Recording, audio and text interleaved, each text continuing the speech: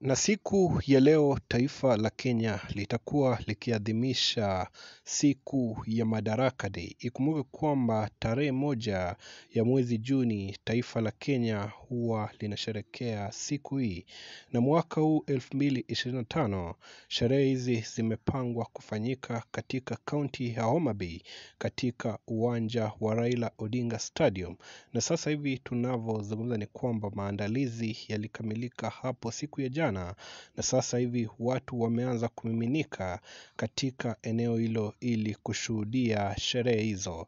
Kinara wa ODM Raila Odinga pamoja na Rais William Ruto watakuwepo katika eneo hilo wakiongoza viongozi wengine wengi serikalini katika kuadhimisha siku hii pamoja na Wakenya, na hivyo tuko hapa kufuatilia taarifa hizi moja kwa moja, na ujio wote ambao utakuwa unatokea kutoka eneo hili la Homa Bay utakuwa unapata updates zote katika channel hii ya Vic Dimples. Unachohitaji ni kusubscribe ili wa kwanza kupokea taarifa pindi tunavyozi upload, na bila shaka ujio wote kutokea kaunti ya Homa Bay utapata updates zote kwenye channel.